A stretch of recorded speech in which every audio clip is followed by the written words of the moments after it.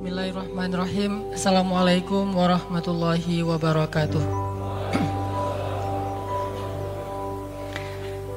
Alhamdulillah, bersyukur kepada Allah Subhanahu wa taala selalu bisa menjadi lebih semangat melihat teman-teman sekalian, anak-anak muda yang insya Allah para idolanya bidadari di surga. Dan yang di belakang para idolanya bidadara yang sekarang ada di masjid. Kalau halal ya, kalau nggak halal mah jangan ngidolain. Alhamdulillah, saya malah sebetulnya yang paling beruntung di sini tuh saya, karena setiap kali hari Rabu, walaupun sering telat, setiap kali hari Rabu itu saya semangat dari pagi, semangat mikirin materi, dan nggak ketemu juga sampai detik ini. Jadi duluan running posternya daripada materinya. Jadi ini kreatif banget nih tim poster, dan kita kasih applause barakallah kepada tim kreatif yang selalu mikirin dalam sepekan tuh 3 kali tayang poster yang macam-macam bentuknya. Saya nggak tahu, jangan-jangan ntar lagi bakalan jadi orang-orang yang botak kali ya, mikirin poster terus ya, luar biasa. Saya aja nggak gitu-gitu amat mikirin materi, tapi selalu telat banget. Duduk dulu di situ, alhamdulillah tadi ceramah dulu ada yang ustadz yang ngasih materi, sebelumnya saya browsing dulu. Cuma beda, saya mah browsingnya pakai bahasa Arab. Jadi tenang, nggak akan ketemu kalau dicari di Google. Soalnya carinya pakai bahasa Arab. Teman-teman sekalian, malam ini kita akan belajar jadi Indo Runners. Nggak jadi ya. Supaya nggak jadi Indo Runners dari kenyataan, lari dari kenyataan. Sebelum kita belajar tentang masalah lari dari kenyataan, kita buka dulu deh dengan tilawah biar lebih sejuk hati kita. Kita akan tilawah firman Allah di dalam surat Ali Imran. Surat Ali Imran ayat 173. Al-Quran surat Ali Imran ayat 173.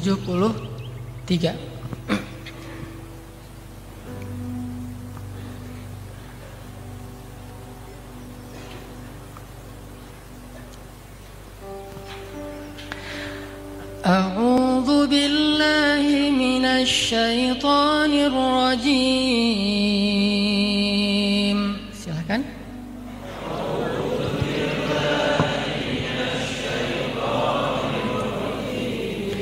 Bismillahirrahmanirrahim.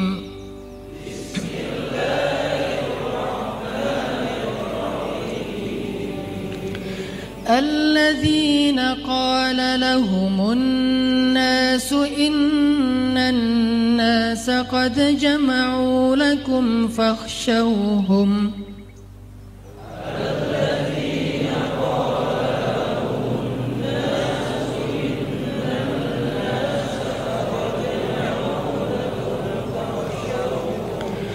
فاخشوهم فزادهم إيمانا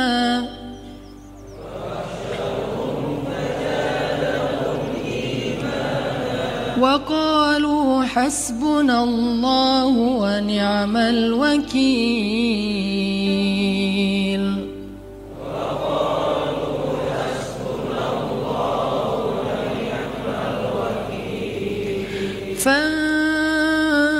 فانقلبوا بنعمة من الله وفضل لم يمسسهم سوء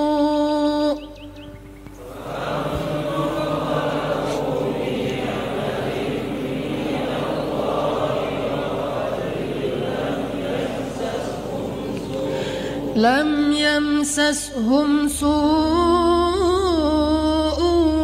واتبعوا رضوان الله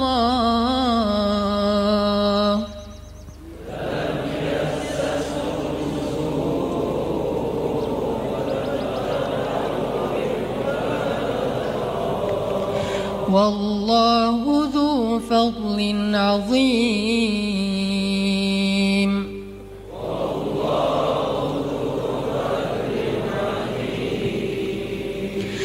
إنما ذلكم الشيطان يخوف أولياءه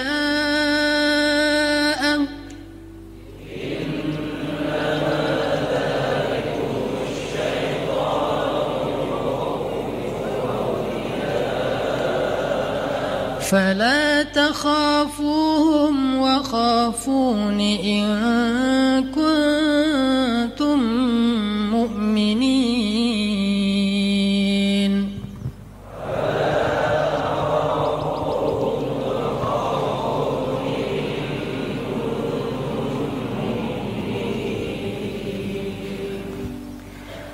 Yaitu orang-orang yang mentaati Allah dan Rasul, yang kepada mereka orang-orang munafik berkata, sesungguhnya kaum kafir itu telah mengumpulkan pasukan yang sangat banyak untuk menyerang kalian, maka takutlah kepada mereka.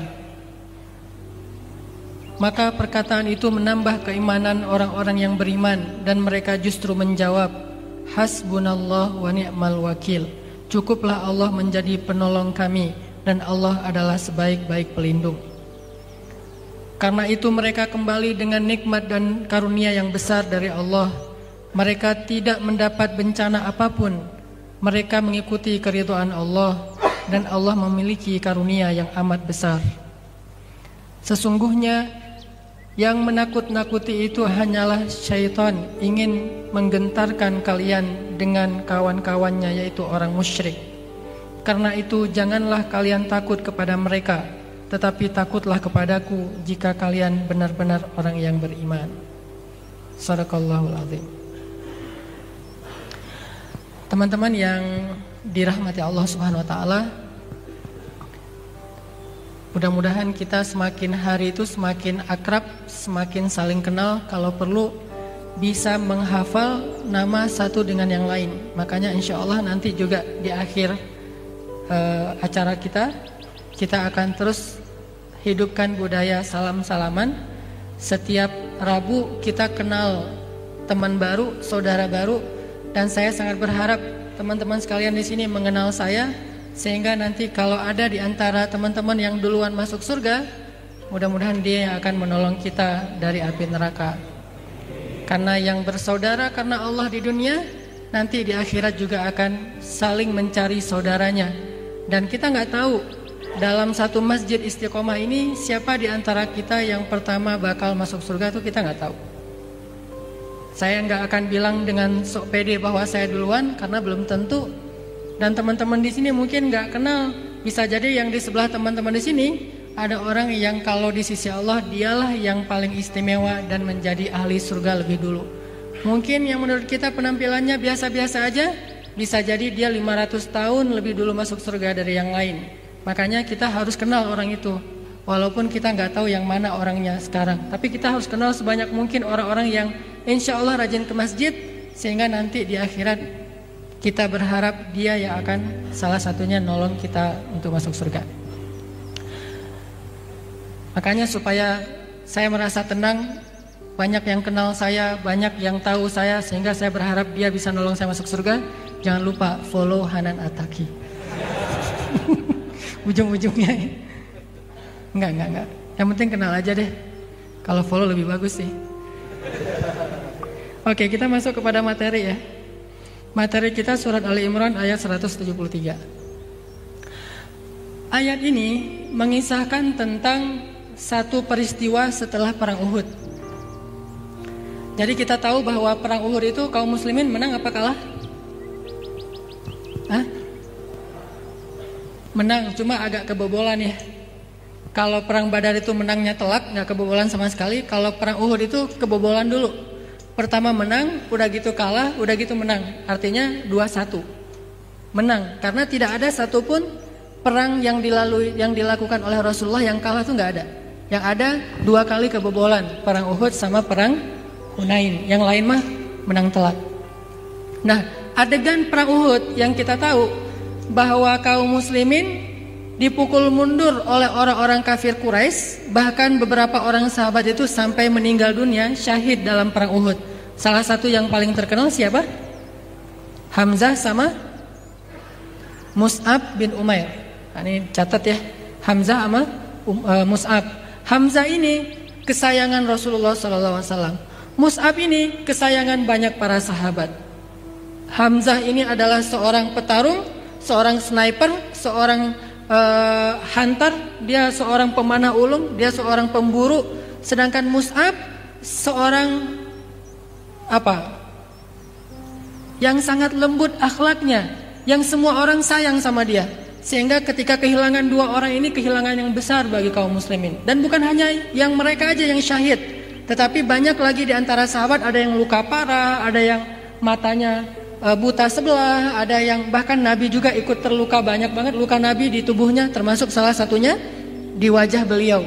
Artinya habis adegan perang Uhud, kaum muslimin mundur ke sebuah daerah namanya Hamra'ul Asad. Sebuah daerah namanya Hamra'ul Asad. Hamra itu artinya red, merah. Asad itu artinya singa. Jadi Hamra'ul Asad sebuah daerah yang dikenal dengan bahasa singa yang berdarah-darah, sehingga dinamakan dengan nama Hamra'ul Asad. Daerah singa berdarah, singa yang terluka. Kesanalah mereka akhirnya mundur. Dan pas banget Allah mentakdirkan kayak gitu, mundurnya ke sebuah tempat yang keren gitu. Tempat ketika singa itu terluka, Hamra'ul Asad. Semuanya pada mundur. Di Hamra'ul Asad mereka kemudian membuat camp lagi. Ada yang dirawat, ada yang sakarat, ada yang pokoknya seluruh sahabat itu terluka-luka. Bahkan ada seorang perempuan di antara sahabiat yang di tubuhnya itu ada sekitar 30 luka bacokan. Bayangin, luka bacok. Termasuk luka tombak, luka panah, luka sayatan pedang, segala macam. Semua sahabat gak terkecuali termasuk Rasul, semuanya terluka parah. Semuanya pada tiduran di dalam tendanya masing-masing, dalam keadaan sangat terpukul, sedihnya luar biasa, kehilangan orang-orang tercinta, lukanya luar biasa, hampir gak sanggup berdiri. Dalam keadaan seperti itu, tiba-tiba Nabi mengumpulkan mereka semuanya. Jadi Nabi baru selesai diperban, para sahabat udah selesai dirawat, tapi lukanya masih jelas, masih ada, masih kesakitan, dan juru rawatnya gak banyak. Setelah mereka selesai diperban lukanya, baru selesai dirawat, langsung dikumpulin sama Nabi. Ayo kumpul. Ada berapa orang? Sekitar 700 orang. Aslinya 1000 orang, tapi 300 orang berkhianat. 700 orang dikumpulin lagi sama Nabi tuh, 700 orang. Udah ngumpul. Lalu Nabi mengajak mereka ngapain? Bukan ya udah kali ini mungkin memang bukan jatah kita, jatah orang kafir Quraisy, ya udah kita pulang aja yuk. Ternyata Nabi bukan ngomong gitu. Sekarang kita udah selesai membenahi luka-luka kita. Wahai kaum muslimin, siapa yang pengen menjemput surga? Ayo kita kejar musuh. Dalam keadaan luka parah malah ngajak kejar musuh. Kalau diajak nggak apa-apa, yang penting kalian udah dapat pahala, Allah udah mencatat kalian ikhlas, udah mencatat sebagai mujahid. Yang udah meninggal pasti dia lebih bahagia daripada yang masih hidup. Ya udah kita pulang aja deh. Yang kita lakukan udah kita usahain semaksimal mungkin, ya gimana lagi? Ini takdir Allah. Nabi nggak bilang gitu. Wahai kaum muslimin, ayo kita bangkit, kita kejar lagi musuh. Dan sahabat yang mendengar ajakan ini, mendengarnya tuh bukan sambil berdiri, mendengarnya sambil berbaring karena udah nggak sanggup lagi. Saking lelahnya, berhari-hari nggak tidur, luka pula. Dalam keadaan lemah kayak gitu, lemah banget. Saya pernah ngerasain lemah yang kayak gini nih. Jalan jauh, kurang makan, kurang tidur. Kayak yang saya cerita sebelumnya pas lagi haji backpacker. Haji dari Mesir kan nggak punya maktab tuh, nggak punya hotel. Akhirnya kita dari Mekah ke Mina jalan, dari Mina ke Muzdalifah jalan, Muzdalifah ke Arafah jalan, semuanya jalan. Dari Arafah jalan lagi ke Mina, dari Mina ke Mekah lagi, balik lagi ke Mina. Karena ada tawaf ifadah, balik untuk mabit segala macam. Makan kurang, tidurnya kurang. Di Arafah kita tidurnya itu di trotoar, di Mina kita tidur dekat tempat lontar jamarat. Jadi kita sambil tidur bisa lontar jamarat gitu, saking dekatnya. Hotel benar-benar VVIP, orang presiden aja nggak gitu-gitu amat gitu. Kita benar-benar di samping tempat lontar jumrah. Kita tidur di situ. Kalau malam dingin banget, kalau siang kita karena crowded panas banget. Dalam keadaan kayak gitu, itu jalan itu udah tawaf. Karena tawaf ifadah itu penuh-penuhnya waktu tawaf, kita nggak jalan, berdiri aja gini. Tiba-tiba udah selesai, udah 7 putaran. Kenapa? Saking ramenya. Jadi tawaf itu nggak perlu jalan, berdiri aja udah. Berdiri, dibawa diri sama arusnya ke bawah. Kita bilang Allah Akbar aja kan kita harus kayak gini ke Hajar Aswad ya. Bismillah Allah Akbar kan gitu harusnya ya. Saking lemah, udah lemah banget, udah nggak berdaya banget. Kalau bukan karena itu wajib dan nggak bisa ditunda, maka mungkin udah nggak sanggup lagi. Seandainya ada yang ngebadalin, tapi kalau bisa sih gratis, badalin deh gitu, diganti sama yang lain. Ternyata nggak bisa, harus kita sendiri yang ngelakuin. Saking lemahnya. Dan ini lebih dahsyat daripada sekedar umroh dan haji. Ini perang. Bayangin aja orang-orang di Palestina. Saya pernah dapat cerita dari seorang teman yang pernah di sana. Dia bilang para mujahid Islam yang sedang membela tanah air mereka di Palestina tuh menunggu datangnya tank Israel di bawah terowongan itu bisa berbulan-bulan. Itu namanya ribat. Jadi dalam jihad itu ada sebuah aktivitas namanya ribat. Ribat ini bukan perang, tapi melatih kesabaran. Nungguin aja di dalam terowongan yang kecil, yang orang untuk selonjoran aja nggak bisa, apalagi berbaring. Jadi duduknya itu ngeringkuk gitu di bawah terowongan. Nungguin apa? Nunggu tank musuh lewat untuk diledakin. Jadi dia pasang kayak granat gitu, udah gitu dia nungguin kalau tank musuh lewat baru diledakin. Dan itu entah berapa lama tanknya musuh lewat, bisa berbulan-bulan, bisa berminggu-minggu. Sedangkan makanannya satu hari cuma 1 butir kurma. Makanannya sehari cuma 1 butir kurma. Minumnya tuh pakai kain. Jadi kain itu dicelupin ke dalam air, udah gitu ditetes karena dijatah. Kalau kebanyakan mereka udah nggak dapat jatah air karena luar biasa susahnya. Ini namanya ribat. Para sahabat itu kalau kita mau mengimajinasikan itu lebih sulit dari kondisi yang pernah saya ceritain. Sulitnya luar biasa. Dalam kondisi kayak gitu, saya juga pernah kadang lagi jalan sama teman-teman mau ngelakuin apa gitu, udah jalan, udah berusaha, ternyata ada hambatan, udah gimana nih, pulang nggak? Mulai agak-agak labil gitu ya, pulang aja deh ya. Tanggung Ustaz, dikit lagi kita coba sekali lagi. Udah deh coba sekali lagi, tapi udah agak setengah hati. Pas udah dicoba nggak bisa juga, udah aja kan kita udah berusaha. Aduh pulang aja. Pulang akhirnya kan semangat kita nggak kayak gitu. Sahabat Nabi dalam keadaan lemah banget, Nabi bilang ayo kita kejar musuh. Padahal kondisi mereka lagi dalam keadaan sangat-sangat lemah, sangat-sangat nggak berdaya. Kira-kira apa yang mereka lakuin? Jangan kemana-mana. Ntar kita lanjutin setelah salat isya insyaallah. Barakallahu li wa lakum. Bismillahirrahmanirrahim. Teman-teman yang disayang oleh Allah Subhanahu wa taala, kita tadi sampai kepada cerita kisah saat Nabi SAW mengumpulkan para sahabat di Hamra'ul Asad. Dikumpulin nih para sahabat yang dalam keadaan luka-luka parah, dalam keadaan lemah, gak berdaya, untuk duduk aja susah, apalagi berdiri, apalagi berperang. Dikumpulin sama Nabi dan Nabi juga masih dalam keadaan berdarah-darah. Terus Nabi bilang, jangan sampai kita membiarkan musuh pulang dalam keadaan euforia, pulang dalam keadaan merayakan kemenangan, seolah-olah agama Allah dikalahkan. Maka mari kita hadapi lagi musuh agar mereka lihat bagaimana kekuatan kaum muslimin. Dalam keadaan berdarah-darah, dalam keadaan lemah kayak gitu. Ketika Nabi sedang menyemangati para sahabat untuk gerak kali yang kedua ini, tiba-tiba di antara orang-orang munafik ada yang tampil. Ini biasa nih, nakut-nakutin. Tampillah beberapa orang munafik yang seolah-olah dia berpikir lebih realistis gitu. Dia tampil bersama beberapa orang temannya, dia bilang, wahai kaum muslimin, udah kalian mah gak usah cari masalah.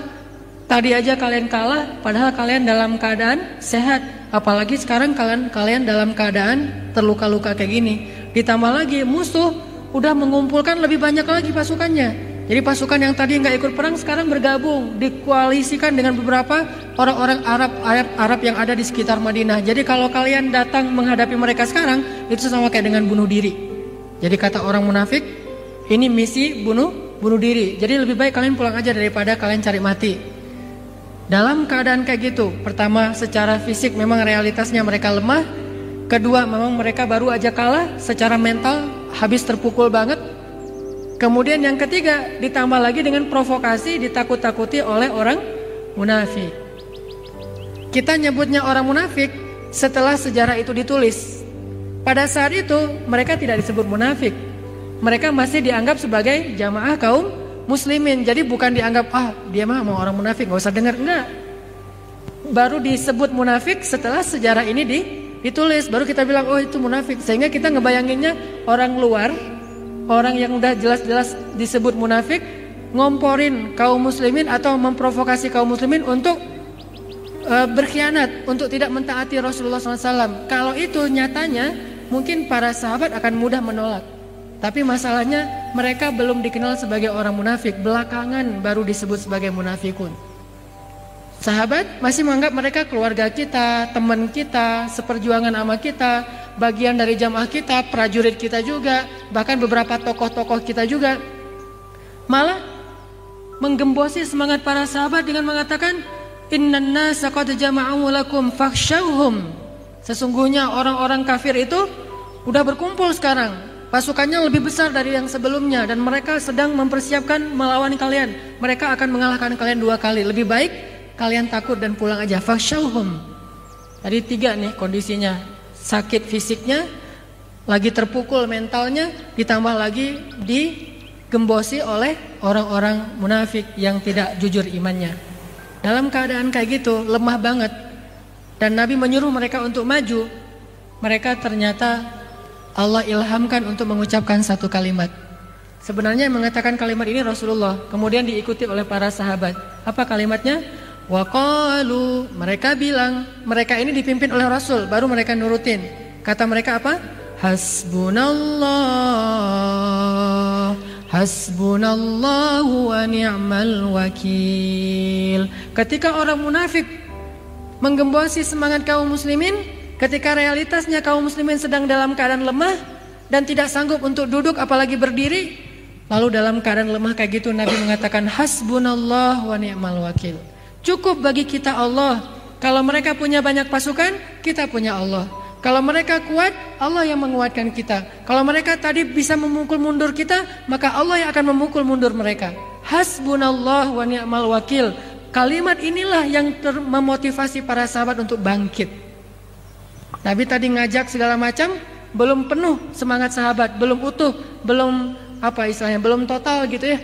Tapi pas Nabi bilang hasbunallah wa ni'mal wakil, semua sahabat serentak berdiri, hasbunallah wa ni'mal wakil. Kalimat hasbunallah wa ni'mal wakil inilah kemudian meneguhkan hati mereka. Jadi bisa dibilang solusi kalau kita ngadapin suatu masalah, suatu kenyataan yang menurut kita berat banget, yang gak mungkin kita bisa menghadapi kenyataan itu. Kayak para sahabat gak mungkin bisa menghadapi musuh yang baru saja ngalahin mereka, ditambah lagi sekarang mereka sakit, ditambah lagi dengan fitnah orang-orang munafik. Kalau kita dalam keadaan persis seperti itu dalam hidup kita, maka gak usah maju dulu, gak usah bangkit dulu, gak usah mikir solusi dulu, ucapin aja dulu hasbunallah wa ni'mal wakil. Ntar Allah yang akan menguatkan kita. Kalau saya bilang dalam keadaan terpuruk bangkit, itu mungkin agak-agak berat tuh. Saya juga nggak selalu kayak gitu sih. Ketika dalam keadaan misalnya merasa kayaknya nggak mungkin lagi nih bisa diusahain, udah nyerah aja. Terus kita bilang jangan nyerah dulu, bangkit dulu. Mungkin itu next lah. Tapi yang pertama katakan saja dulu hasbunallah wa ni'mal wakil. Cukup Allah dan sebaik-baik pelindung. Dari kalimat inilah Allah akan memasukkan iman dalam hati orang-orang yang soleh yang mengucapkannya. Dengan keimanan itu nanti Allah akan meneguhkan hatinya. Hasbunallah wa ni'mal wakil. Walaupun kita mengucapinnya dengan gemetar, walaupun kita mengucapkan kalimat hasbunallah itu dengan sedikit rasa agak khawatir, benar nggak ya, bisa nggak ya, bisa nggak ya, tapi katakan saja dengan mantap lisan kita, walaupun belum mantap hati kita, katakan saja dengan lisan kita hasbunallah wa ni'mal wakil, walaupun hatinya beneran nggak juga sih, nggak apa-apa. Pokoknya ucapin aja dulu hasbunallah wa ni'mal wakil. Setelah itu nanti Allah yang akan memperbaiki urusan hati kita. Ini rahasia pertama, gimana biar kita nggak jadi Indo-runners dari kenyataan, nggak lari dari kenyataan. Dan Allah menjanjikan di dalam ayat berikutnya, ayat 174, fanqalabu bi ni'matin minallahi wa fadl. Akhirnya kaum muslimin pulang ke Madinah dengan nikmat Allah dan karunia. Maksudnya apa? Setelah mereka ngucapin hasbunallah wa ni'mal wakil, akhirnya Allah masukkan rasa semangat yang luar biasa dalam diri kaum muslimin, sehingga mereka serentak maju. Dari 700-an orang yang tadi ikut berjihad, yang kemudian kembali ke Hamraul Asad, cuma satu yang gak ikut untuk sesi kedua, untuk episode kedua, untuk ronde kedua. Dan yang satu itu benar-benar udah sakarat. Sehingga ketika Nabi dan para sahabat berangkat, dia meninggal di atas tempat tidurnya. Ini benar-benar udah gak sanggup berdiri. Yang lain, ada yang tangannya cacat, ada yang matanya cacat, ada yang anak panah masih di dalam perutnya, cuma dipatahin doang, belum sempat dicabut. Langsung berangkat, semangat yang luar biasa, bertakbir Allahu Akbar, Allahu Akbar, Allahu Akbar. Dari mana muncul semangat ini? Dari hasbunallah wa ni'mal wakil. Sehingga Allah kalau dibilang, kalau udah merasa dilibatkan, seperti yang saya pernah posting, libatkan Allah dalam segala urusan kita, itu ngefek banget. Itu benar, kalau kita udah ngelibatin Allah, maka Allah Subhanahu wa taala akan bekerja untuk kita. Bekerja untuk kita maksudnya Allah akan masukkan dulu semangat dalam hati kita, masukkan harapan dulu dalam benak kita, sehingga kita menjadi orang yang lebih optimis, lebih berani, lebih siap, lebih tough gitu. Nah, dalam keadaan kayak gitu para sahabat Allahu Akbar, Allahu Akbar, berangkat nih rame-rame nih. Mendengar suara takbir dari kejauhan yang begitu menggema, lebih menggema daripada takbir kita di lebaran. Takbir kita kan agak-agak lembut ya. Takbir Indonesia gimana?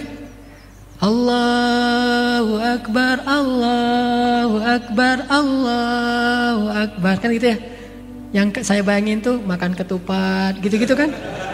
Karena takbirnya tuh ini banget, keren banget gitu. Mozart banget lah bisa buat kita bisa tidur. Jadi malam lebaran tuh saya dengar takbir sambil tidur, enak banget tuh.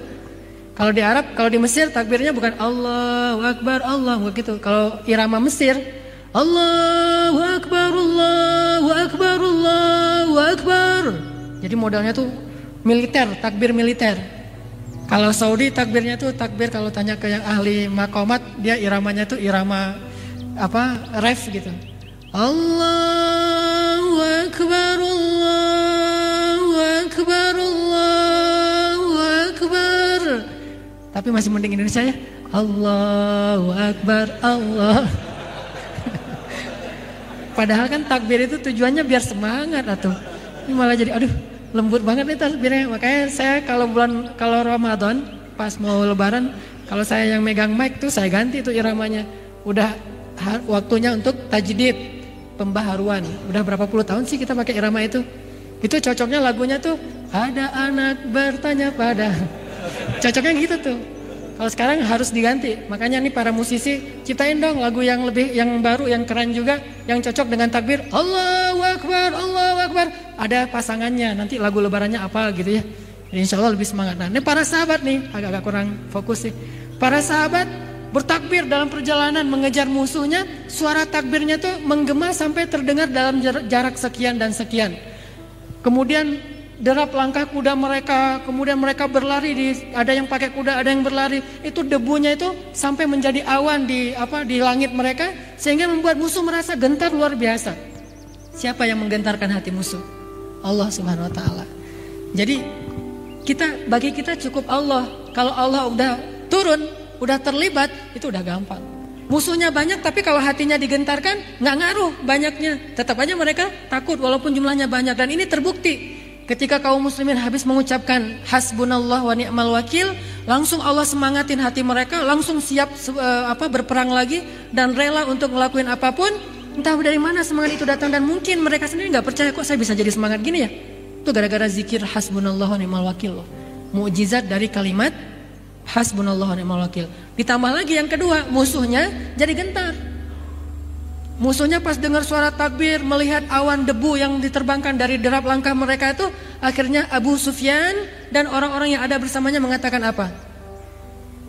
Kalau tadi aja kita hampir kalah, saat semangat mereka biasa-biasa aja, saat mereka kurang fokus, kita tadi hampir kalah loh. Kalau realitasnya, kalau mau jujur nih, walaupun kita bisa pukul mereka mundur, tapi sebenarnya kita hampir kalah, kata Abu Sufyan. Apalagi sekarang ketika mereka udah bersatu, semangatnya udah bulat, mereka udah siap mati. Jangan cari mati deh. Kali ini kita nggak akan mungkin ngalahin mereka. Akhirnya Abu Sufyan memerintahkan pasukannya mundur semuanya. Mundur, lari, dikejar sama kaum muslimin, mereka lari. Itu yang nggak dicatat dalam sejarah jahiliyah. Pulang ke Mekah seolah-olah mereka bersorak gembira, kami menang, padahal nyatanya mereka saling melirik ke sesama mereka. Kita mah nggak menang sebetulnya. Tadi dikejar lari, yang ngejar orang cacat, yang ngejar orangnya buta sebelah, yang ngejar orangnya masih ada anak panah, tapi kita lari, benar-benar lari loh.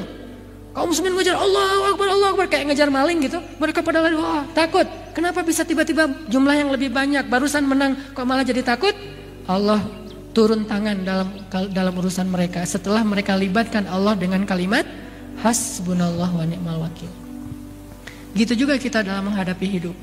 Walaupun yang kita hadapin kadang bukan manusia tapi kenyataan. Yang kita hadapin sebuah kondisi, yang kita hadapin sebuah musibah. Tetapi minimal Allah akan menggentarkan musuh yang selalu nakut-nakutin kita, yang membuat kita nggak berani tampil, yang membuat kita nggak berani melanjutkan hidup kita. Dan musuh itu adalah a'udzubillahi minasyaitonir rajim. Syaitan minal jinnati wan nas. Syaitan dari jin dan dari jenis manusia. Gitu. Jadi Allah minimal akan menghalangi setan untuk nakut-nakutin kita, sehingga kita jadi semangat lagi menghadapi kenyataan atau ujian yang kita hadapin. Saya yakin semua teman-teman pernah diuji dengan ujian yang kadang sampai membuat kita berpikir kayaknya nggak mungkin saya keluar dari masalah ini. Kadang kita sampai ke kondisi yang kayak gitu.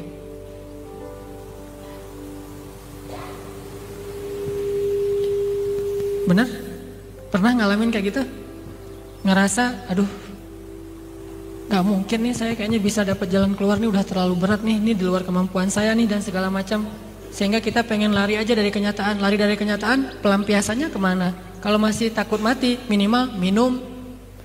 Atau gak jelas, pokoknya aktivitasnya gak jelas, pengen lupain aja. Gak mau dihadapin, gak mau dipikirin, gak mau dicarikan solusi, gak mau dirasain, pokoknya mau lari aja. Kalau lebih parahnya lagi nanti larinya adalah pengen bunuh diri, nauzubillah. Dan saya yakin teman-teman di sini gak ada yang kayak gitu, karena masih ada di sini. Kalau enggak udah gak ada ya. Kalau benar-benar bunuh diri pasti kan udah gak ada di sini. Ada tuh yang suka jualan pakai VW kombi itu di depan. Cuma malam ini kayaknya dia lagi nggak ini. Namanya Joni. Joni, Odoy. Namanya Odoy itu. Dia pernah cerita, ini ada nggak Odoy orangnya? Nggak ada. Wah, dia ketika ada masalah besar, masalah finansial, karena dia merasa udah nggak punya lagi, gimana nih solusinya, udah gelap, udah mentok gitu, larinya kemana? Larinya ke mistik. Kata dia, semua dukun dari ujung Pulau Jawa ke ujung Pulau Jawa sana, udah saya datangin semuanya deh.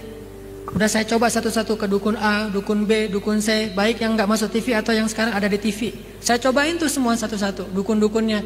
Pengen cari solusi ke para dukun. Mbah, dia ceritain ketika kita lagi berkemah, ceritain satu demi satu usaha dia datang ke dukun mencari solusi, ternyata nggak ngefek, malah habis nambah masalah gitu, uangnya habis karena kan ada mahar ya, maharnya itu mahal lah gitu, udah gitu maharnya ngutang pula, kan nambah hutang berarti kan, dan terus aja kayak gitu terus. Ini menunjukkan bahwa kita nggak bisa lari dari Allah, karena masalah itu Allah yang ngasih disebabkan oleh kesalahan kita, dan solusinya juga hanya ada di sisi Allah. Jadi mau lari kemana itu nggak akan nyelesain masalah. Satu-satunya tempat kita berlari dan bisa nyelesain masalah cuma lari ke Allah.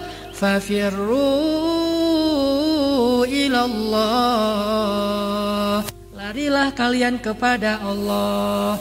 Wa anibu ila rabbikum. Kembalilah kalian kepada Tuhan kalian. Wasari'u ila maghfiratin min rabbikum wa jannah. Bersegeralah kalian kepada Tuhan kalian. Wa'tasimu bihablillah. Berpeganglah kalian kepada tali agama Tuhan kalian. Wasta'inu ya ayyuhalladzina amanu ista'inu. Ista'inu bis sabri was salah. Kalau kalian mau minta tolong, larinya ke siapa? Ke Allah. Mintalah tolong kepada Allah dengan sabar dan salat. Cuma itu tempat kita lari. Jadi kalau mau indoor runners dari kenyataan, runnersnya itu ke masjid. Runnya itu ke masjid, runnya itu ke atas sajadah. Sampai ada istilah kemarin dari teman-teman, kalau tidak ada pundak tempat bersandar, maka masih ada sajadah tempat bersujud. Dan itu selalu ada. Udah aja runnya, larinya. Kalau kita pengen lari dari kenyataan, larilah kepada pemilik solusi, yaitu Allah. Salah satu caranya selain sholat, hasbiyallah wa ni'mal wakil. Katakan itu dulu, kemudian berwudu, sholat. Nah itu benar-benar ngefek tuh. Ngefek banget. Tapi kita harus paham ya, cara Allah menyelesaikan masalah kita. Kadang-kadang udah diselesaikan sama Allah, kita bilang belum. Ada dua cara Allah ngasih solusi terhadap seorang hamba. Cara pertama, kita bilang hasbunallah wa ni'mal wakil, kita sholat, kita berdoa, kita sujud panjang, tiba-tiba dapat berita masalah kita beres. Bisa kayak gitu. Ketika kita sakit, tiba-tiba langsung mendingan, lebih baik, jadi sehat gitu. Ketika kita berhutang, tiba-tiba ada yang ngebayarin. Ketika kita lapar, tiba-tiba kita bisa dapat makanan dan seterusnya. Bisa jadi solusinya adalah selesai masalah kita. Tetapi ada yang lebih keren dari ini. Ada yang lebih mantap lagi nih. Apa solusinya? Kadang Allah tidak menyelesaikan masalah itu sekaligus. Tetapi Allah menguatkan hati hambanya menghadapi masalah itu. Dan inilah solusi terbaik. Kadang Allah kalau mau nolong seorang hamba, kalau hambanya biasa-biasa aja, Allah tolong dengan dikasih solusi. Ini nih solusi, kamu selesai dari masalah kamu. Bisa kayak gitu. Tapi cara yang kedua, ini cara untuk orang yang lebih Allah cintai nih. Kalau yang dikasih solusi dicintai, cuma nggak banget. Kalau yang banget dicintai banget, yang istimewa banget di sisi Allah, Allah nggak akan langsung ngasih solusi. Tetapi Allah akan menguatkan hatinya menghadapi masalah itu. Makanya Nabi Ayub nggak pas sakit kan Nabi tuh. Nabi kan kalau ada masalah langsung ditolong Allah kan, dan dia kekasih Allah pula. Pas Nabi Ayub sakit, nggak langsung besoknya sembuh, kan enak tuh. Ternyata enggak, Allah kuatkan hatinya menghadapi sakit selama 17 tahun. Nggak pernah mengeluh sama sekali, dan itulah pertolongan Allah untuk Ayub.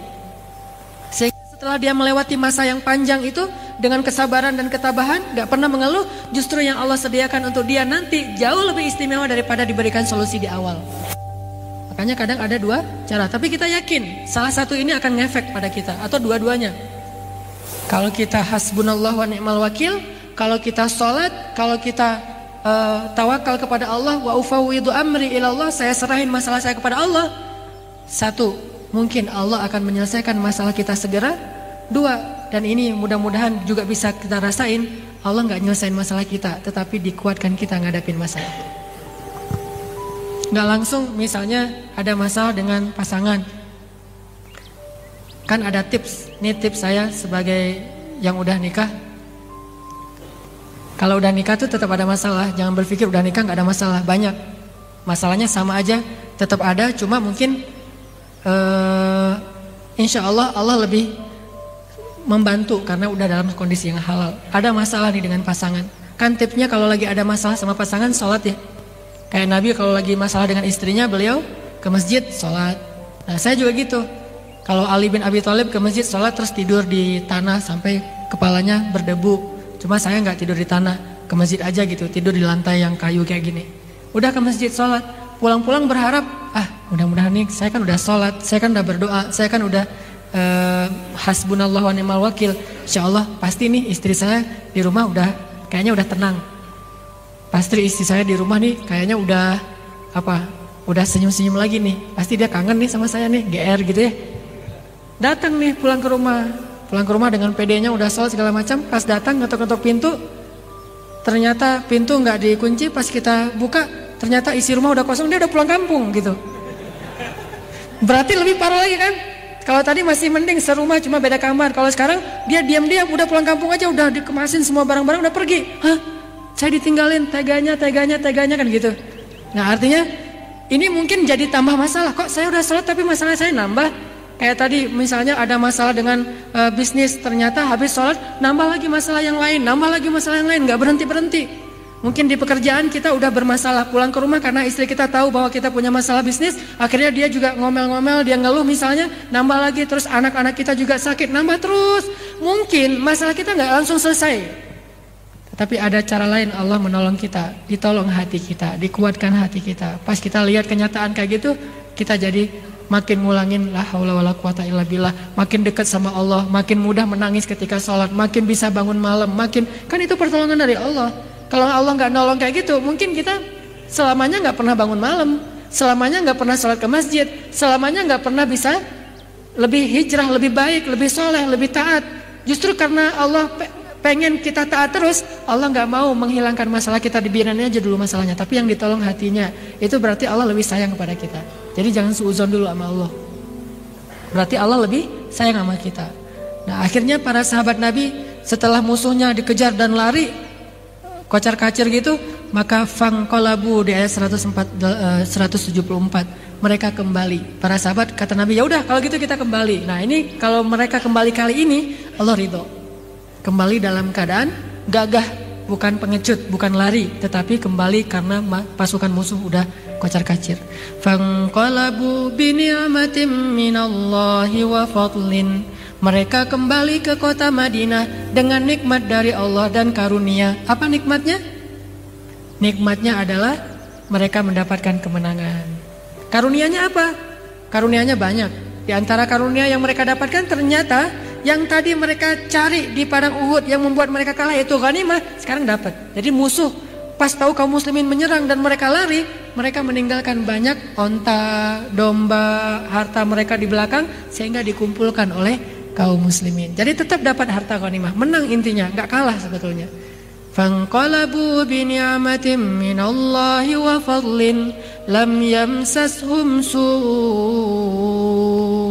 Mereka sama sekali tidak mendapatkan masalah, nggak ada yang terluka, nggak ada yang meninggal, nggak ada yang kesulitan. Lam yamsashum su'. Jadi kalau kita udah bilang hasbunallah wa ni'mal wakil, Allah berjanji lam yamsashum su', nggak mungkin kita ditimpa dengan kemalangan setelahnya. Jadi kalimat hasbunallah itu kalimat menolak bala, mantra untuk menghindari kemalangan. Lam yamsashum su', enggak akan menimpa kemalangan. Wattaba'u ridwanallah.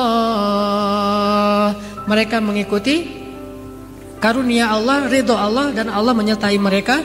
Wallahu dzu fadlin azim. Ini janji Allah kepada orang yang mengucapkan kalimat hasbunallah wa ni'mal wakil, lari dari kenyataan menuju kepada pemilik kenyataan, yaitu Allah SWT. Ini kisah Uhud.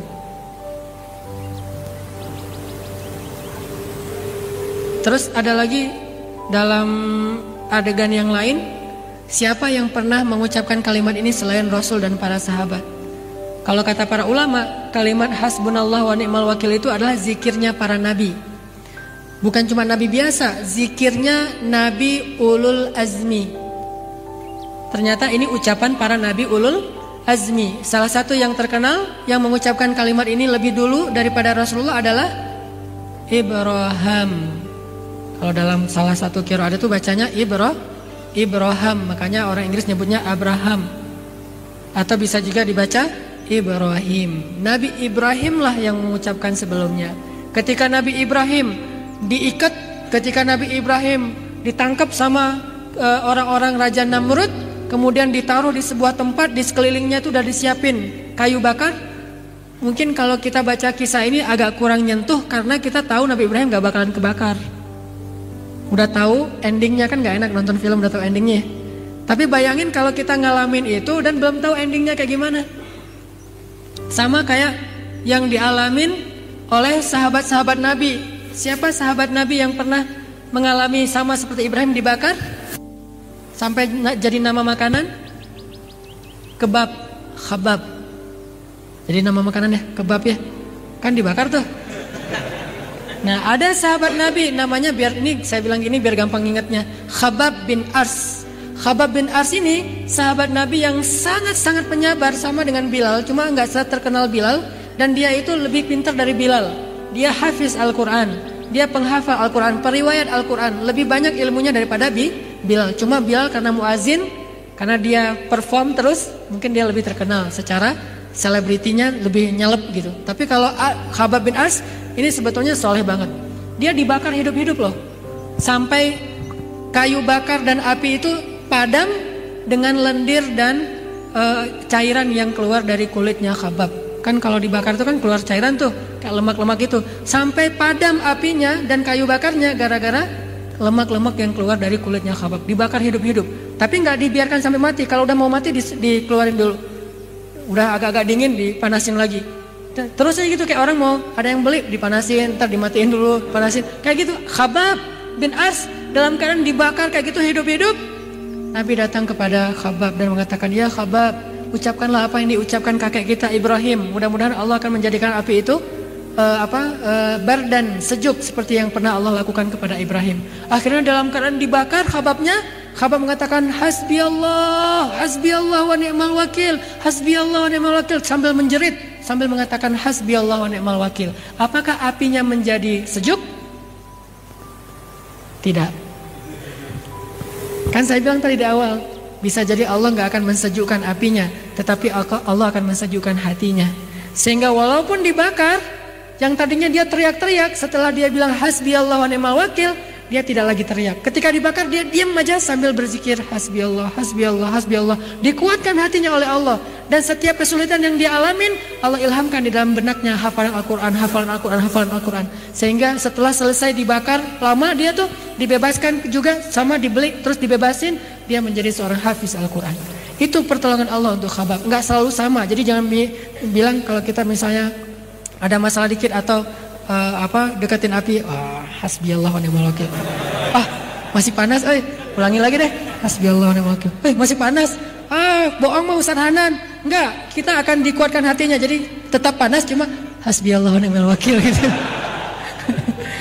Akan dikuatin hatinya biar nggak ngantuk. Intinya kalau kita ngadapin masalah nggak selalu sama kasusnya. Kadang-kadang seperti Ibrahim, benar-benar apinya didinginkan. Kadang-kadang seperti Khabbab yang sama-sama ngucapin hasbi Allah, tetapi apinya nggak didinginkan oleh Allah, tetapi hatinya yang didinginkan. Sehingga dia tahan, dia bisa sabar sampai akhir dari masa ta'zib, masa penyiksaan itu. Sehingga akhirnya dia memperoleh kemenangan dengan dibebaskan. Ini pertolongan Allah nih. Ibrahim dimasukkan ke dalam api, disiapkan kayu bakar, dinyalakan api. Bayangin kalau kita ada di saat itu, pasti kita nggak akan tega ngelihat seorang laki-laki yang dibakar hidup seperti yang dibuat sama ISIS misalnya di Irak dan di Suriah. Gimana mereka membakar hidup orang yang dianggap mereka orang yang kafir misalnya, kan mereka gampang mengkafirkan orang ya. Ada orang Indonesia datang ke sana misalnya, orang Italia, Afrika, Eropa datang ke Irak pengen berjihad, pengen membantu kaum muslimin. Satu-satunya yang dia kenal kelompok jihad cuma ISIS. Apalagi udah ngediriin negara Islam. Datang pas sampai di sana ngeliat kok ini banyak penyimpangan, aneh, nggak kayak gini yang kita pahami dari Islam. Pengen keluar, pengen lari. Pas lari, pengen kembali ke negaranya, ketangkap, itu udah nggak ada ampun. Pengkhianat bagi mereka disiksa, kemudian dibakar hidup-hidup di tempat umum supaya yang lain merasa takut dan menjadi pelajaran. Dan ini banyak terjadi. Bayangin kalau dalam kondisi kayak gitu tuh. Dalam kondisi yang benar-benar sangat-sangat udah, kalau saya nggak bisa ngebayangin. Pernah ngeliat orang dihukum mati nggak? Di Jeddah itu ada satu masjid namanya tuh Masjid Qisas.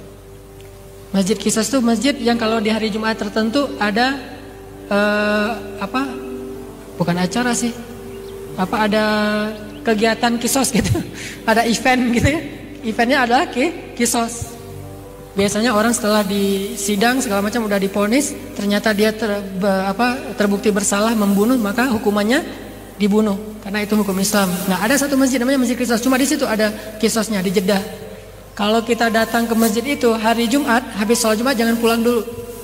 Selesai sholat Jumat zikir-zikir dulu segala macam. Ntar ada pengumuman. Hari ini akan ada adegan kisos. Bagi kaum muslimin yang mau menyaksikan silakan di depan masjid. Itu luar biasa. Keluar dari masjid semuanya ngerumun. TKI Indonesia tuh banyak tuh yang cerita ke saya, teman-teman Indonesia yang di sana tuh, karena saking banyak yang ngeliat nggak kelihatan di belakang, akhirnya dia naik ke atas pohon, lihatnya dari atas pohon gitu. Orangnya kan dibawa keluar dari ambulan udah siap, terus ada kayak ember gitu, dia dijongkokin gitu, disuruh berlutut, kepalanya menghadap ke arah ember, Gojo udah siap dengan pedangnya. Terus ditanya sekali lagi, apakah keluarga korban memaafkan orang ini? Kalau dimaafkan, nggak jadi dikisos, bayar denda. Kalau nggak dimaafkan, akan dikisos. Tanya sekali lagi, sebelum kan udah ngeliat kayak ini, kadang-kadang keluarga korban jadi nggak tega ya. Aduh, kasihan juga, wajahnya udah pucat, udah bentar lagi mau mati. Akhirnya keluarga korban kadang-kadang bilang, enggak, kami udah maafkan. Oke, langsung dia. Itu bisa pingsan tuh orangnya tuh. Hampir mati, nggak jadi mati, jadi pingsan. Kan senang banget kalau dimaafin bisa bebas dari kisos ya. Tapi itulah resiko konsekuensi dari kejahatan. Kalau keluarganya tetap nggak rela, akhirnya sekali langsung kepalanya jatuh ke dalam ember, badannya terbaring, kemudian langsung dibalut, langsung dibawa masuk ke ambulan. Pernah ada adegan lagi gitu, kepalanya jatuh ke ember, yang di atas pohon juga jatuh, saking nggak kuat. Pernah ada adegan kayak gitu. Ngelihat, gitu. Dia yang jatuh, akhirnya yang bawa ke rumah sakit 2, korbannya sama.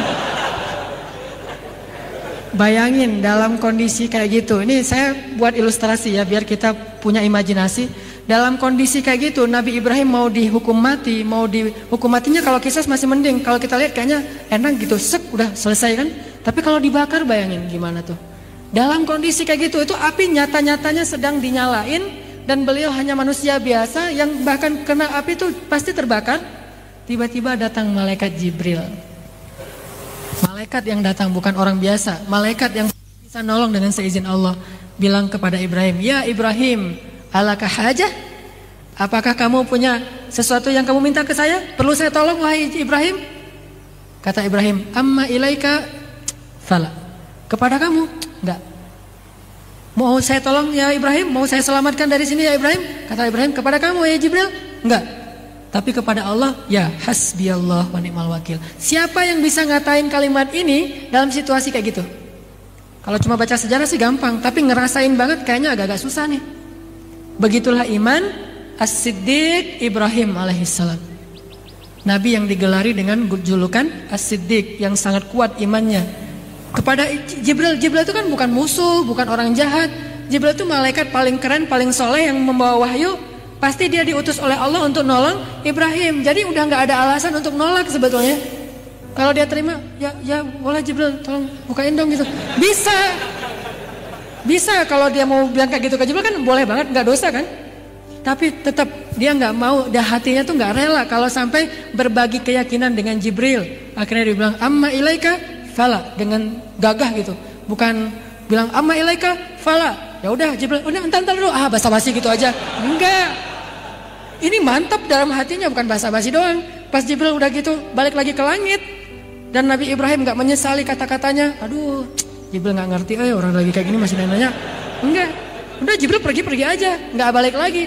Nabi Ibrahim enggak merasa terpengaruh oleh datangnya Jibril, perginya Jibril, karena dia yakinnya bukan kepada Jibril, tetapi kepada Rabbu Jibril, pemilik Jibril. Hasbiyallah wa ni'mal wakil. Sekuat inilah kalimat itu di hati Ibrahim sehingga bisa membuat api dengan seizin Allah menjadi sejuk.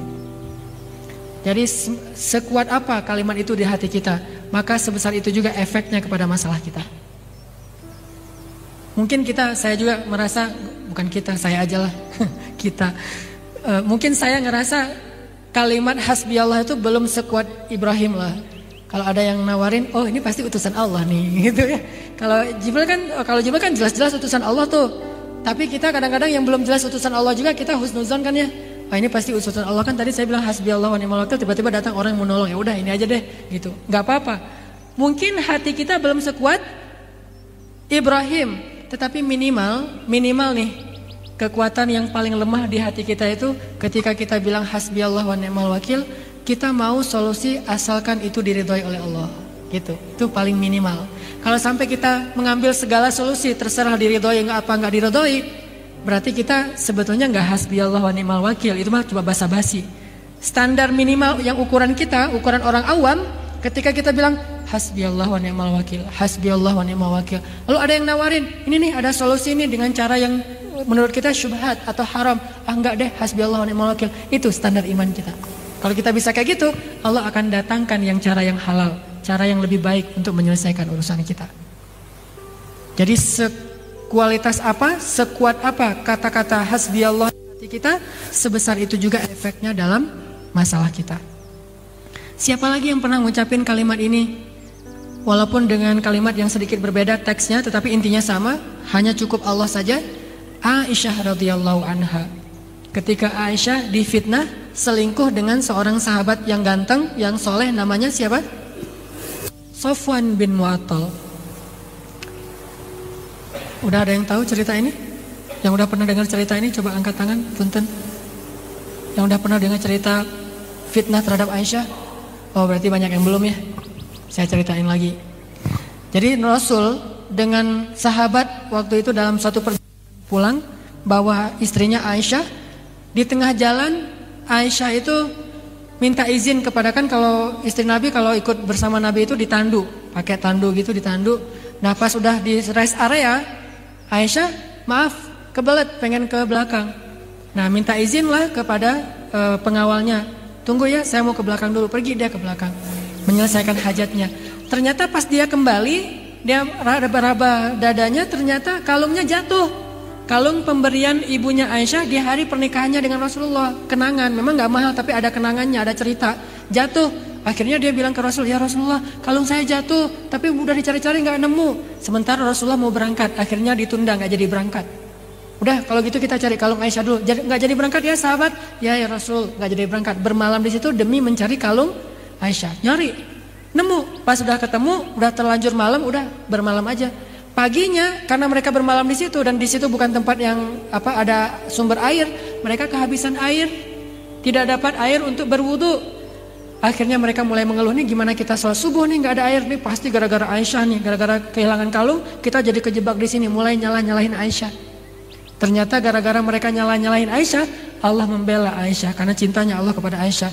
Tiba-tiba turun ayat, kalau kalian ingin sholat tetapi tidak punya air, maka bertayamumlah. Itu asal muasal adanya syariat tayamum gara-gara Aisyah.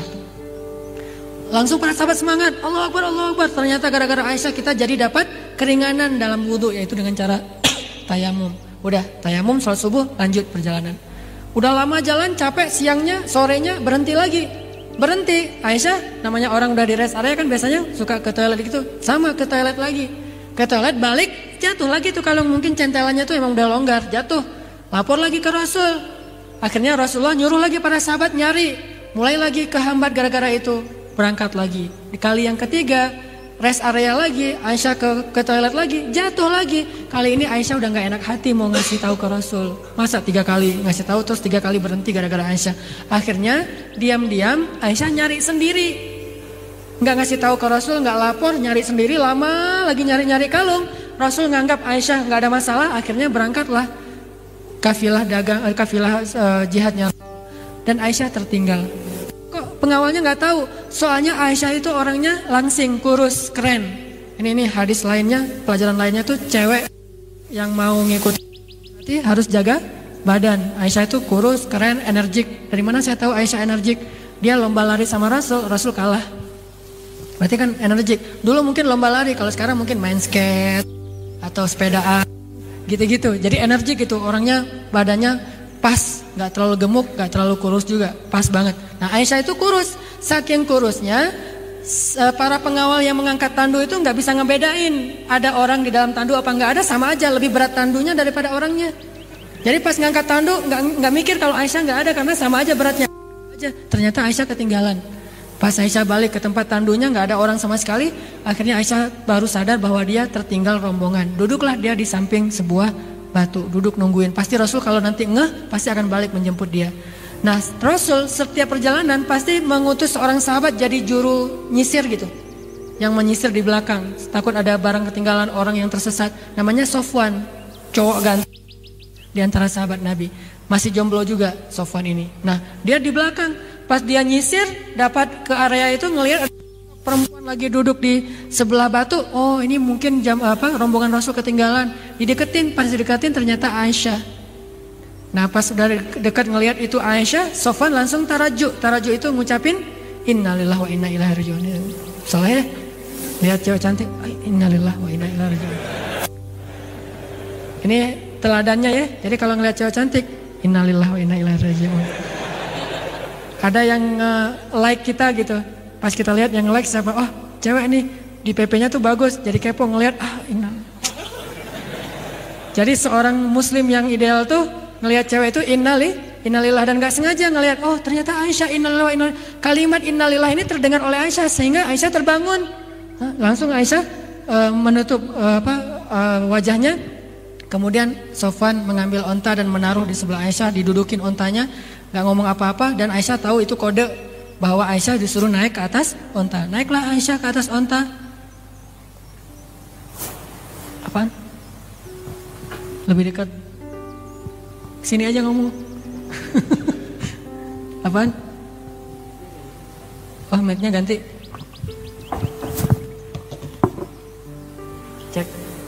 Cek. Sampai di mana? Oh naik onta. Nah Ditaruh tuh motornya di sebelah Aisyah, biar Aisyah naik di atas motor. Nah pas Aisyah mau naik di atas motor yang bernama onta, mereknya onta, Sofwan memalingkan badannya supaya nggak ngelihat cara Aisyah naik di atas motor. Tuh, bukan salah fokus ya kemarin, ada cewek di atas motor diliatin. Kalau ini malah nggak mau ngelihat karena aurat.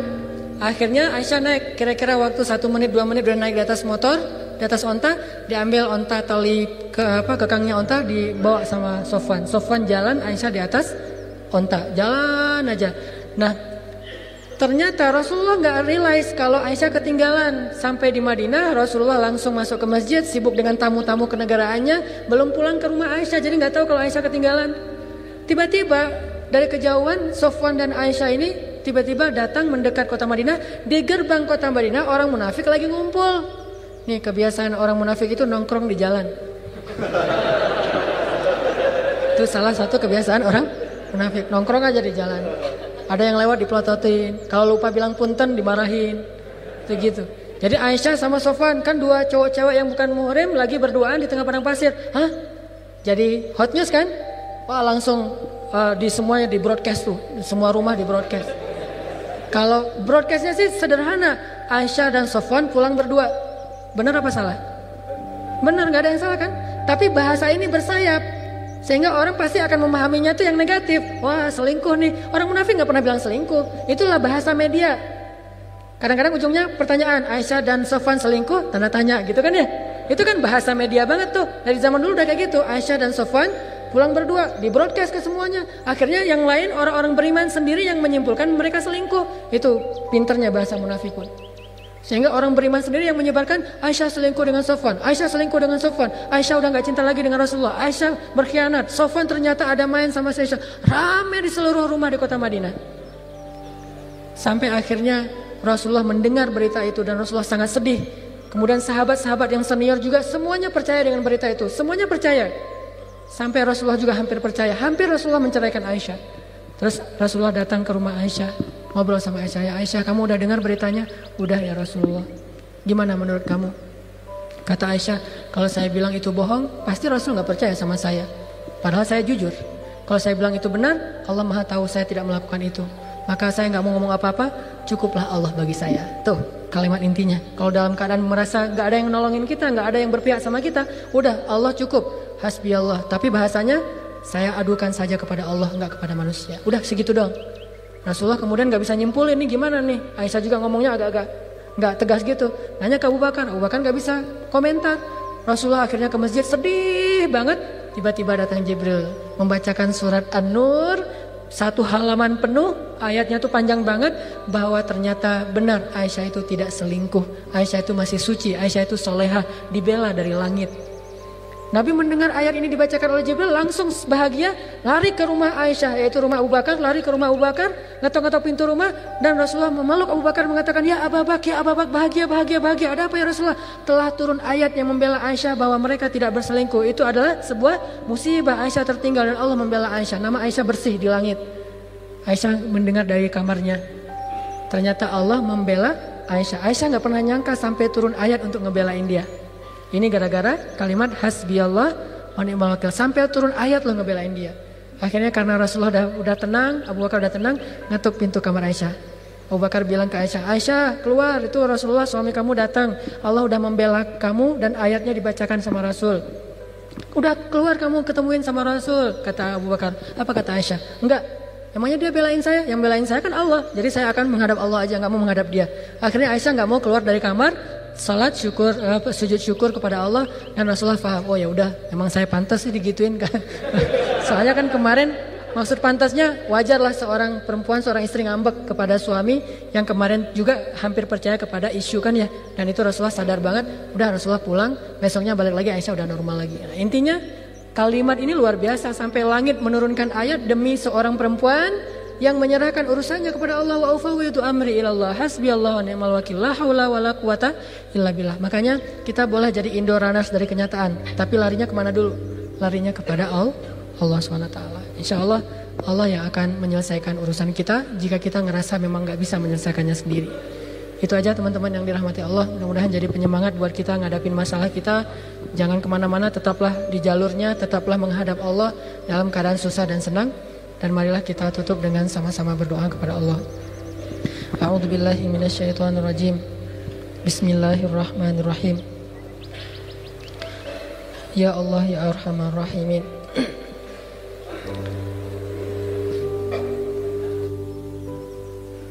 Wahai Tuhan yang menciptakan alam semesta, yang telah menjadikan bumi terhampar dengan keindahannya dan telah menjadikan langit tinggi dengan kemegahannya.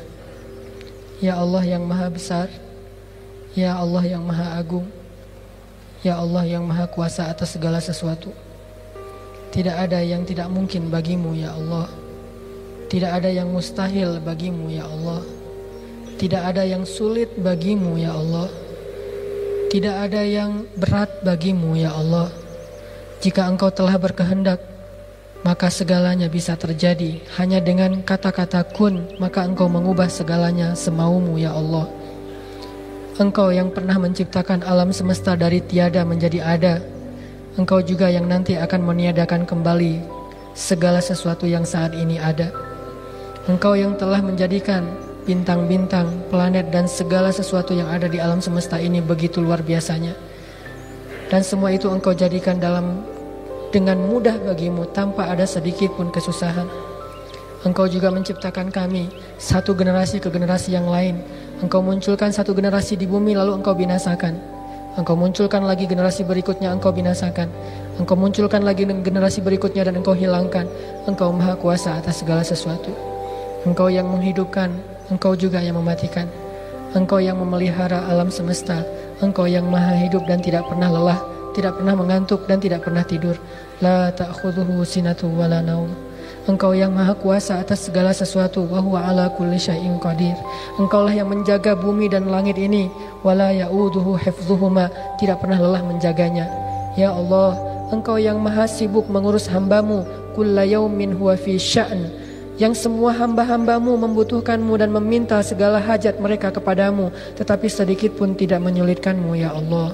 Ya Arhamar Rahimin, kami sadar betul dan kami yakin betul tentang kebesaran dan keagunganmu ya Allah. Tidak ada yang menandingi kebesaran dan keagunganmu itu ya Allah. Tidak ada yang sama dengan kekuasaanmu ya Allah. Tidak ada yang sama tinggi dan apalagi lebih tinggi darimu ya Allah. Tidak ada yang lebih luas rahmatnya daripada rahmatmu ya Allah. Tidak ada yang lebih besar kasih sayangnya daripada kasih sayangmu ya Allah. Bahkan seorang ibu pun tidak bisa mengalahkan kasih sayangmu terhadap anaknya ya Allah. Ya Arhamar Rahimin, wahai yang maha penyayang, wahai yang maha pengasih, wahai yang maha luas rahmatnya, wahai yang tidak punya batas kekuasaannya, wahai yang tidak ada penghalang untuk melakukan segala sesuatu yang Dia inginkan. Wahai Rabbana, ampunkanlah dosa kami ya Allah. Wahai Allah, mudahkanlah segala urusan kami ya Allah. Sungguh, jika Engkau tidak terlibat dalam menyelesaikan urusan kami, tidak ada satupun yang bisa menyelesaikan urusan itu. Jika Engkau memberi kami kesulitan, tidak ada yang bisa memberi kami kemudahan dan jalan keluar kecuali Engkau ya Allah. Jika Engkau memberikan kami beban, tidak ada yang bisa menurunkannya menjadi ringan dari pundak kami kecuali Engkau ya Allah. Jika Engkau telah memberi penyakit, tidak ada yang bisa menyembuhkan penyakit itu kecuali Engkau ya Allah. Jika Engkau membiarkan seseorang lapar, tidak ada yang bisa memberinya makan dan menjadi kenyang kecuali Engkau ya Allah. Jika Engkau melihat sebuah negeri kering kerontang, tidak ada yang bisa memberi air kepada negeri itu kecuali Engkau ya Allah. Engkau menurunkan air dari langit dan mengeluarkan air dari bumi. Ya Arhamar Rahimin, yang maha kuasa atas segala sesuatu. Apa sulitnya bagimu menyelesaikan hajat dan urusan kami ya Allah? Tidak ada yang sulit bagimu sama sekali ya Allah. Tidak ada yang sulit bagimu untuk mencari jalan keluar bagi masalah-masalah yang kami hadapi ya Allah. Engkau mempertemukan timur dan barat. Engkau membenamkan matahari dan menerbitkannya. Engkau maha kuasa atas segala sesuatu ya Allah. Tidak ada yang sulit bagimu ya Allah. Jika Engkau berkenan, maka Engkau akan mempertemukan seorang laki-laki dengan perempuan yang menjadi istri suaminya, yang menjadi pasangannya, walaupun tidak ada satupun yang pernah mengira bahwa mereka akan berjodoh. Engkau maha kuasa atas segala sesuatu ya Allah. Semua kami punya hajat, dan kami di sini datang karena kami tahu dan kami yakin tidak akan bisa kami mendapatkan hajat-hajat itu kecuali jika kami meminta kepadamu. Kepada siapa kami memohon perlindungan dan pertolongan kecuali kepada Engkau ya Allah. Kepada siapa kami kembali kecuali hanya kepadamu ya Allah. Pintu rahmat siapa yang bisa kami ketuk berkali-kali dan tidak akan marah kecuali pintu rahmat-Mu, yang makin sering kami mengetuknya makin Engkau sayang kepada kami ya Allah. Jika kami mengetuk pintu rumah-rumah makhluk-Mu, makin sering kami mengetuknya, makin mereka merasa ingin menjauh dari kami, makin mereka merasa terganggu. Tapi pintu rahmat-Mu, semakin kami mengetuknya, semakin Engkau sayang kepada kami ya Allah. Maka kami akan terus mengetuk pintu rahmat-Mu ya Allah. Mengetuk pintu rahmat-Mu dengan salat, dengan hasbunallah wa ni'mal wakil, dengan la haula wa la quwata illa billah, dengan wa ufawwidu amri ilallah, dengan doa dan munajat kepadamu ya Allah. Bukakanlah pintu-Mu ya Allah. Bukalah pintu rahmat-Mu kepada kami ya Allah. Berikan jalan keluar dari kesulitan kami ya Allah. Berikan kemudahan dari kepayahan kami ya Allah. Berikan kelapangan dari kesempitan kami ya Allah. Berikan ya Allah kebaikan-kebaikan dari segala keburukan yang kami alami ya Allah. Ya Arhamar Rahimin, jika kami mengandalkan amal soleh kami, sungguh untuk membayar nikmat-Mu juga tidak cukup ya Allah. Dan jika kami masih membawa dosa-dosa kami, pasti itu akan menjauhkan kami dari rahmat-Mu ya Allah.